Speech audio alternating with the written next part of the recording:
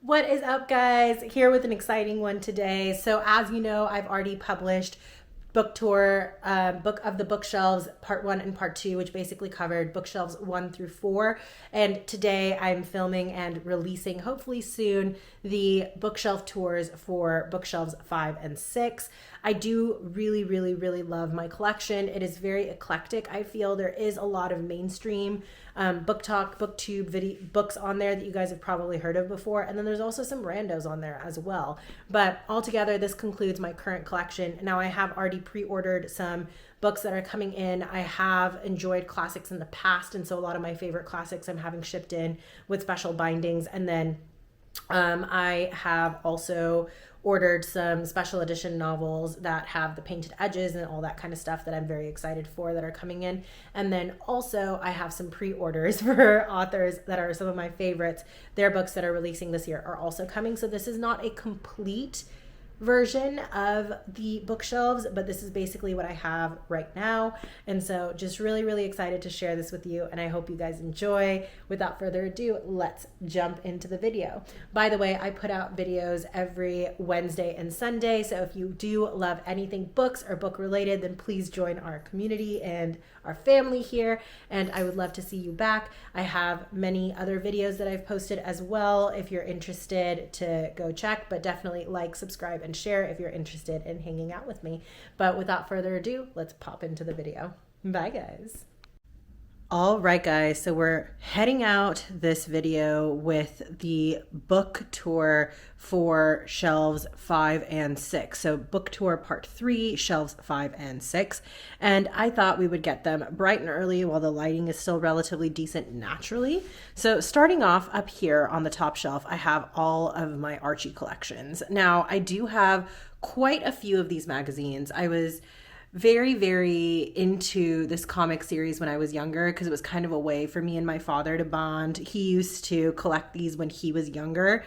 And then as I got older and into my teens, one of my closest friends in high school also mentioned that she loves these as well. So we actually used to collect them from estate sales and from various Craigslist ads and things like that. And so I have amassed quite a collection. If you can imagine, there is a second set of comics behind these as well. And I just I love them. I do try to keep them in order, not quite perfect right now just because of the fact that I haven't had time to reorganize them. But I do love the fact that I have so many layers of the comics. But I have a bunch of Betty and Veronica's, I have a bunch of Archie and Friends, I have a bunch of the Jughead collections, and then Archie's Pals and Gals. It's just like something that I thoroughly enjoy, and I will probably continue reading these until the day I die, and I thoroughly plan on sharing them with all of my little nieces and nephews whenever they come around, as well as my own children should my husband and I ever decide to go in that direction. But I absolutely love these magazines. It's so different than the Riverdale series that was released, and that does make me a little bit sad because these are just very happy-go-lucky stories of these characters and their coming of age. But I will say that while the series was fun to watch on TV just because of the dark side of it and the mysteries that they're solving and the sleuthing and things like that, these magazines definitely predate that version of Archie, and these are definitely more the happy, sunshiny vibes of Archie and coming of age stories, and just absolutely love these. Next up on the second shelf, we have kind of the mysteries and dark academia section. So over here, we have the Olivia Blake, the Atlas 6 series. This is something that's on my TBR for next month. Actually, I do plan on reading these series, so I'm really excited about that. I started reading the Atlas 6 book over the winter time last year, and I ended up DNFing it because I was just not in the right vibes or season for it. But I do feel like as we come into the summer and then slowly start transitioning into the fall and getting into school again, that's when I really enjoy reading a lot of dark academia. So this will probably be the 3 books that I read next month in May, and that's going to be mixed up with some classics and things like that. So just a very eclectic June coming up and May coming up. But I did thoroughly enjoy most academia books that I've read, the dark academia books that I've read. So I'm really excited to read this series. I'm not going to say the word, sorry. The series is by S.T. Addy. B.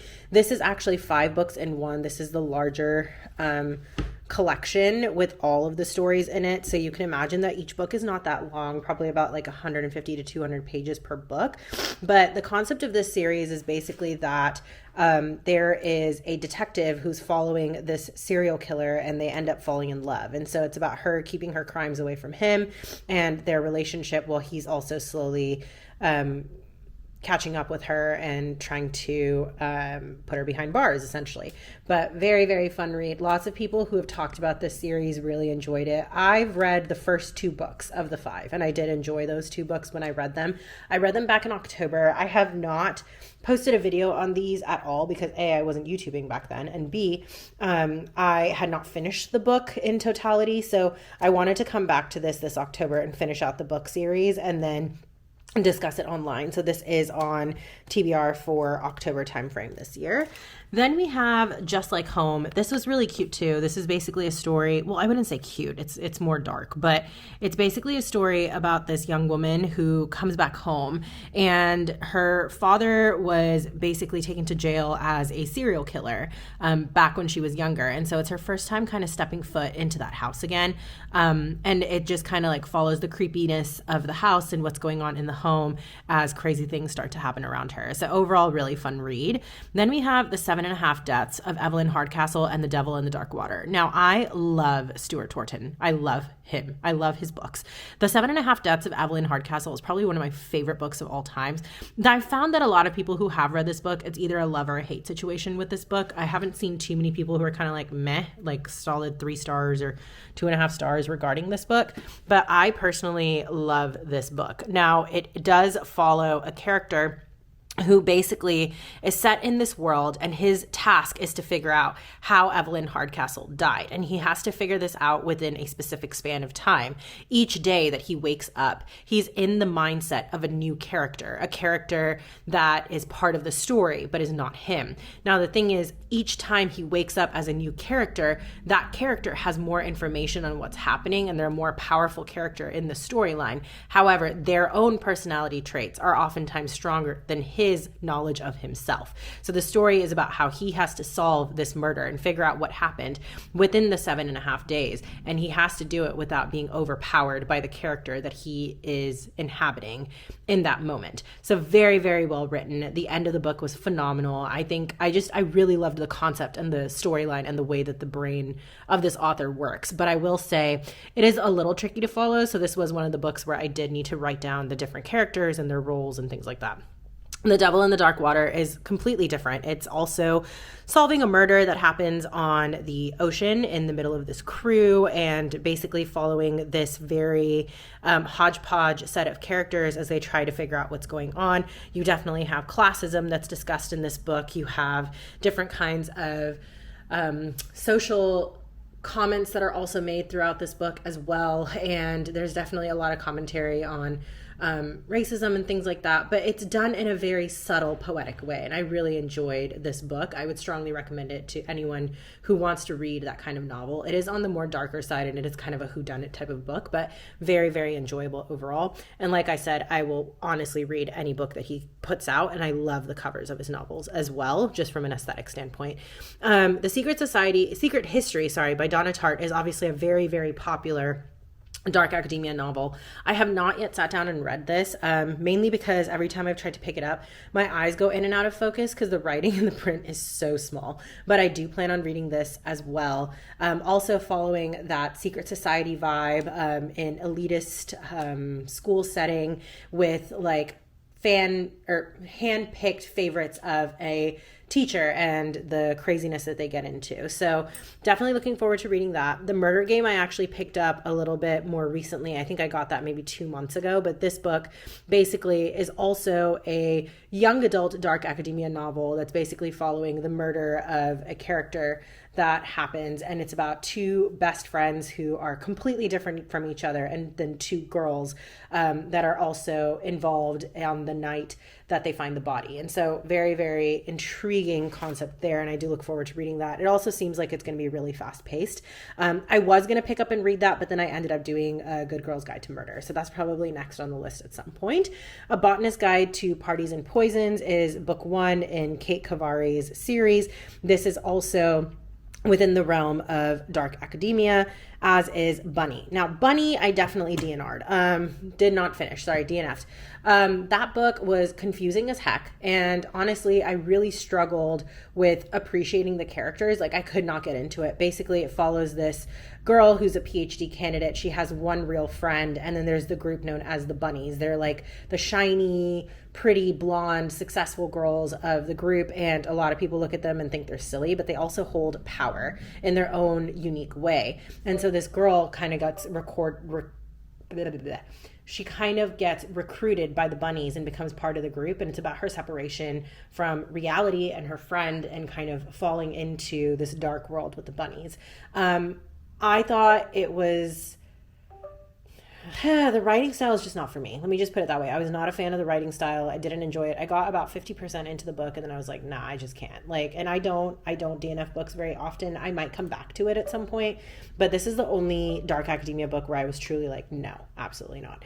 In My Dreams I Hold a Knife actually reads more like a thriller, but it is a dark academia setting as well. It kind of follows the story of 6 friends and the murder that occurs when they're younger.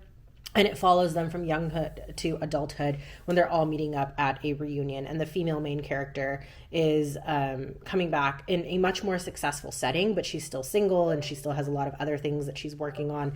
And so she comes into this gathering a little nervous about seeing all of her old friends and rehashing things that had happened when they were younger. Loved this book, read it within a day, enjoyed, but definitely reads more like a thriller. If We Were Villains was my first foray into dark academia. And I have to say, quite honestly, I loved this book. Absolutely, absolutely amazing book. I think this is probably one of my top favorite books of all time that I've read. Solid 5 stars for me. But it is based on following a set of characters that are in a young adult, highly competitive acting school, and it kind of focuses on Shakespeare. So they're already in like the throes of the macabre and everything else as they're working out through these Shakespearean characters, their angst and their growth. And obviously a murder occurs, as is classic with dark academia, and it's kind of like a whodunit novel as well. But absolutely adored this book. And then these 3 books are also kind of dark academia vibes. The Library of the Unwritten is the first one, The Archive of the Forgotten is the second, and The God of Lost Words is the third, by A.J. Hackwith. This is kind of set in biblical vibes in the sense that the Library of the Unwritten is basically a library that contains a bunch of novels that have not yet been published but were started by various authors, so they contain a bit of that author's soul. So these incomplete stories are then sent to the underworld, where they are hosted in the Library of Hell and monitored by the librarian of Hell's library. And basically one of the characters gets loose, and it kind of follows these hodgepodge characters as they try to recover what's been lost and bring back the novel to home where it should be, which is in the underworld.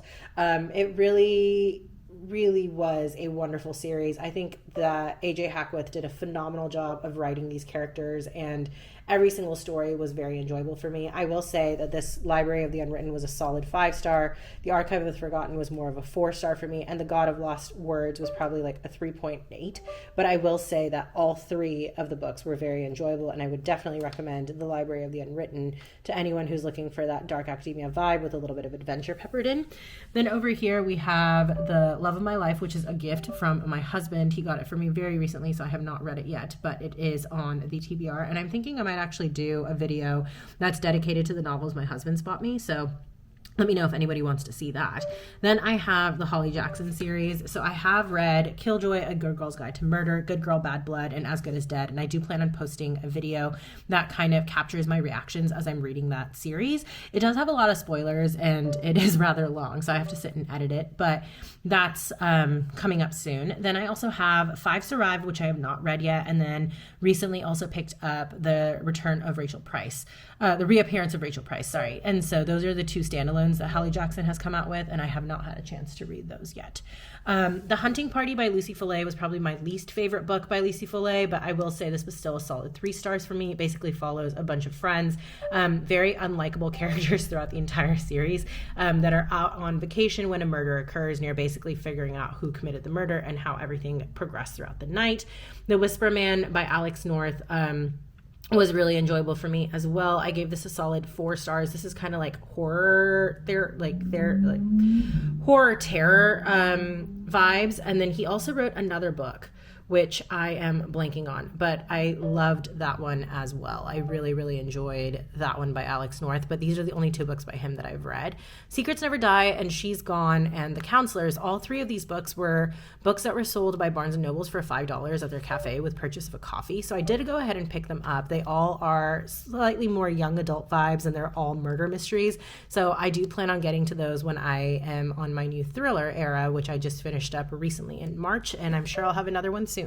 One of Us is Lying is a young adult novel as well, kind of in the realms of A Good Girl's Guide to Murder vibes, but basically a character commits suicide and they're trying to figure out who done it, how it happened. No, sorry.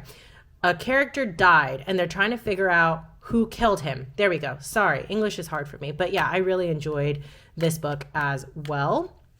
And that was a solid 4.5 stars for me. Coming down to the next level, these are all of the Paper and Glam book club books on this row right here. So we have Party Girls, Diane Pearls, According to a Source, The 10,000 Doors of January, Breakfast at Honey Creek Cafe, Clea McDougall Regrets Nothing, The Villa, John Green, The Anthropocene Reviewed, Funny You Should Ask, The Picture of Dorian Gray, Snowed In for Christmas, Celebrate the Dreamer in You, and The Inn at Tansy Falls. And so of these, so far we have read Funny You Should Ask, The Villa, 10,000 Doors of January, and then The Anthropocene Reviewed. I will be honest, I did not get through this book just because I haven't had time to sit down and read it. This weekend got really, really busy for me because my brother got engaged, and that's when I had planned to read this, but I was completely involved in the events for that. So did not get a chance to really sit down and read this. I'm hoping to get a little bit into it today before we have our book club meeting, but these are all the books for the year. And as you can see, we do quite an eclectic collection so that you get a little bit of everything and you're not kind of zoned in on just one genre. And then I have some spillovers. So I have Riley Sager's Final Girl and The Last Time I Lied. I did enjoy Final Girls more than Last Time I Lied, but I did love both of these books. In general, I just really like Riley Sager. These are some of his earliest books. I would recommend reading these, and then moving forward in the new novels he's put out. I do think his writing has improved over the years, but I thoroughly enjoy Riley Sager, and I will read anything he puts out. Then we have Stephen King's Fairy Tale. I have not actually read this. I have read this. I have another book by him, The Body, which I have not read yet. That's like a little novella. But I really enjoyed Fairy Tale. It's not quite horror. It's not quite like that thriller vibe, but it has a lot of adventure. It's very fantasy. It's very fun, but it has that little side of twisted to it too, because it's a Stephen King novel. But genuinely enjoy this. So if you want to get into Stephen King and you don't necessarily want to read his horror, this is a great book to start with. But I absolutely loved Fairy Tale.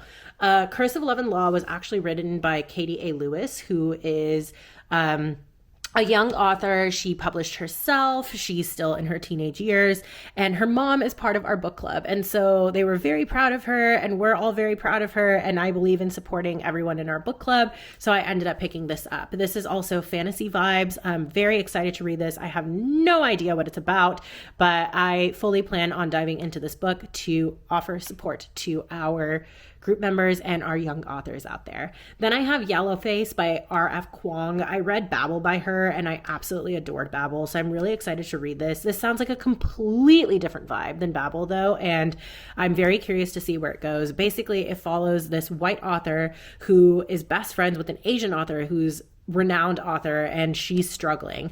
And while she's at her friend's house, her friend ends up dying. And so she takes over the unfinished manuscript and publishes it as her own. And obviously there's a lot of contention to her doing this. And so I think that this is going to be a really fun read and just a really fun literary fiction novel. I also have all the Leanne Moriarty books over here. I absolutely adore her books. I will say that The Husband's Secret is my absolute favorite. That was a solid 5 stars for me. Finished it within a day. Big Little Lies I got introduced to actually by the TV show, and then after I found out it was a book, I had to go read the book itself. And I will say I liked the book better than the show. I would have to say that those are my favorites. I do think that Truly Madly Guilty and 9 Perfect Strangers were like meh for me, but overall love all of her books. Then in this bottom part, we have some fan favorites. TJ Klune is one of my favorite authors as well. I loved The House in the Cerulean Sea. I've probably read it at least 3 times. And Under the Whispering Door was also really fun for me. In the Lives of Puppets was a little bit slower, but also really good. So really, really enjoyed these 3 books, and I'm very excited that he's putting out the second book in The House in the Cerulean Sea this October or November, I think it's coming out. So I've already pre-ordered that, and I'm very excited for it. This cult classic novel was gifted to me by a friend. She got it for me a few months ago, so I haven't had time to read it yet, but I'm very excited to get to this. So This Is Christmas was a young adult Christmas novel that I read a couple of years ago during the season. It's very cute, very fast-paced, very young adult, solid 3 stars, fun, fast read. Stoneblind was beautifully written. It's written from the perspective of Medusa herself, and I really enjoyed this novel as well. The London Seance Society was written by Sarah Penner, who also wrote The Lost Apothecary, and I loved The Lost Apothecary. I haven't had a chance to get to the London Seance Society, but it is on my list. Carrie Soto is Back is another solid 4-star read for me. I love anything Taylor Jenkins read, and this is in the same family as The 7 Husbands of Evelyn Hugo, as well as Malibu Rising. So if you like those, this follows that time frame and that storyline. And then The Silent Patient by Alex McLadies is one of my all-time favorite thrillers. I gave this a 5-star, would definitely recommend. Then we have all of the Alice Hoffman's Practical Magic series. All 4 of these have been all 4 of these I have read, and we read them for our book club, the P&G book club, and I absolutely adore this series. Would definitely recommend to anyone who's looking for fun, fast-paced, strong female characters, witchy vibes. Definitely great for October. The Very Secret Society of Irregular Witches is like literally reading a Halloween book that is dripping in chocolates and treats and candies. It's just like the most sugary, sweet, syrupy book you've ever read. It's so cute. It's so fun. And I would definitely recommend it. Sungu is also putting out the second book in this series soon. So I'm very excited for that to be released as well. Although release date has been pushed back. So I'm curious to see when it'll actually come out. Hotel Magnifique was one of the books that we actually had as a possible read for book club. It ended up not winning, so I haven't read it yet, but I'm sure that I will come back to this book this October because it does sound very magical and fun. The Once and Future Witches by Alex E. Haro is one of my all-time favorites that we read with the Overbooked Book Club. It was just such a fun, fast-paced read, and I really enjoyed it. Very different, very unique, very out there, basically following the story of 3 sisters who are discovering their sense of self as well as their magical powers, and basically fighting against the evil members of their local church. So overall, really enjoyed this. It's very, very much about women empowerment, and I really enjoyed this book. And then The Body, I mentioned I have not read yet. That is the short story by Stephen King. And We Were Liars by E. Lockhart I read a very long time ago. I think probably at least 5 to 10 years ago, and so I don't remember anything about it, but I do remember enjoying it, and it was fast-paced, and I remember crying when I was reading this. So if you want something fun, fast-paced, teenage vibes, but powerful, then this is a great book to read. All right, guys, and this is bookshelf number 6. So over here we have all of the Book of the Month books that I own. Obviously, with Book of the Month, they release a lot of the newer, latest novels that are coming out. They actually do a curated collection where they read through the books for you and basically present you with 5 or 6 options of all the new releases that are coming out. And you get a hardback book for basically anywhere between $10.99 to $15.99, depending on whether you want to do any add-ons. So significantly cheaper than that $30 price point that you're seeing in store, and just a great way to keep up with what's new and what's coming out, as well as debut authors. And so I love, love, love Book of the Month. And so this is my Book of the Month collection so far. So I'm not going to go through these in too much detail just because I do Book of the Month videos now, but I am gonna just point out some of my favorites. I really loved The Fury. I'm really excited for the reappearance of Rachel Price. I'm also very excited for The Husbands. It sounds very much like Midnight Library vibes. Killers of a Certain Age was a phenomenal book. Loved that book. Very, very red vibes, retired elderly and dangerous vibes, but just so much fun. Rock, Paper, Scissors was meh for me, solid 3 stars. Stardust 3, I haven't read yet. The Golden Couple, solid 3.5, 4 stars for me. You're Invited was a solid 3 stars for me. We Are the Brennans, I have not read yet. Tomorrow is on my list to be read. If I don't get it to this month, it will probably be the first book I read in May, but very, very excited to read that. Kaikei was a solid 2 stars for me, but that's just because I am very particular when it comes to any book that touches on Indian heritage, being Indian myself. Arsenic and Adobo was a fun, fast-paced read. This was a solid 4 for me. Listen for the Lie, Kill for Me, Kill for You, I have not read yet. The Intern was a solid 3 to 3.5 stars for me. Last Party was a solid 3 stars for me. The Only One Left, solid 4 stars for me. The Maid was a solid 5 stars for me. The Final Revival of Opal and Nev, I have not read yet. Over here in the second shelf, as we move on to our pinks and reds and yellows here, Dating Dr. Dill was a solid 3 stars for me, fun, fast-paced read. The Resort, I have not read yet. The Boyfriend Project, I have not read yet. Just for the Summer, literally just released. It's on my list to be read. Yours Truly was very enjoyable. I loved this book. Solid 5-star read for me. The Holiday Swap was a 2-star read for me, not my fan favorite. One to watch is on my list. It's actually one that I want to push for book club as well, because it just sounds like it'll be fun, fast-paced read. Lessons in Chemistry, solid 5-star read. Would recommend to everyone. My Murder, 2 stars for me, but more because of the trigger sides for this book for me. But overall, I would say writing style, phenomenal, absolutely incredible book. Talks about so many society-based commentary that I think needs to be spoken about, but very, very, very, very enjoyable. Set in the future, contemporary fiction. Would recommend for everyone to read, but just because of the storyline itself, a 2-star for me, but loved discussing this in book club. Not a Happy Family, finished it in a day, 4 stars for me. Butcher and Blackbird, I have not read yet. Started reading it, was a little too graphic right now for this season, so we'll get back to it. The Bodyguard, I have not read yet. Reckless Girls, solid 3 stars. Part of Your World, I have actually not read yet. Anxious People, one of my favorite books of all time, solid 5-star read for me. Bright Young Woman is on the list to be read. The Unraveling of Cassidy Holmes, I have not read.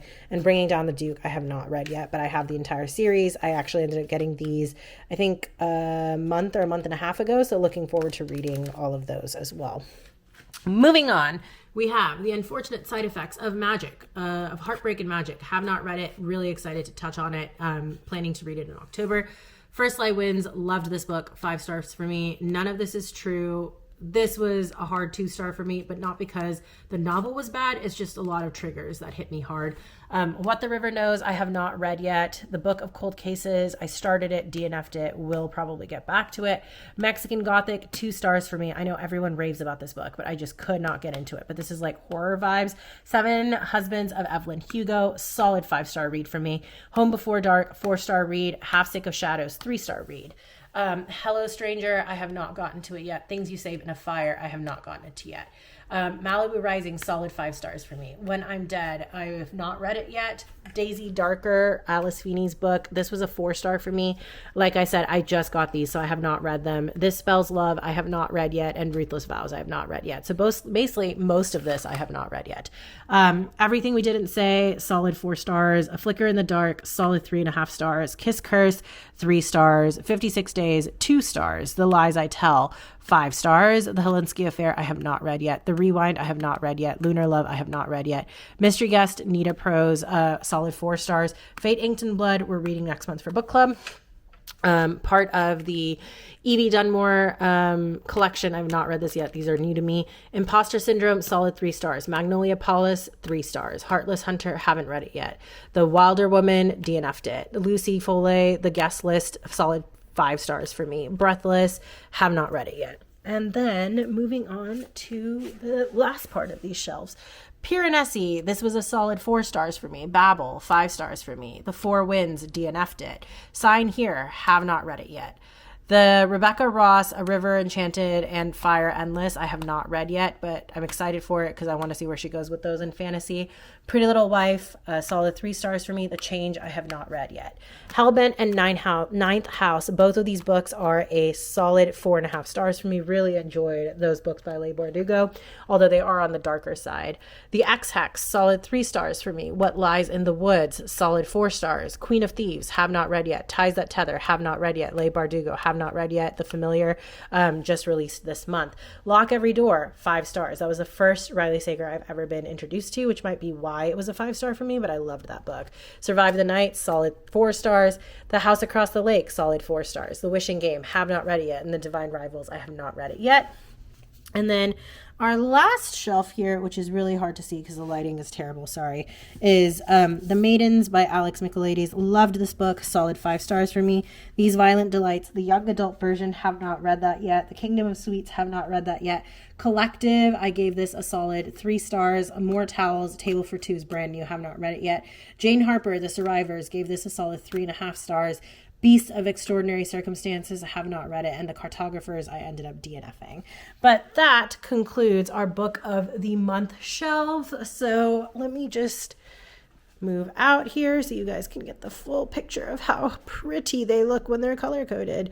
But yeah, that is all the bookshelves now toured. I hope you guys enjoyed this, and I'll catch you on the next one. Bye.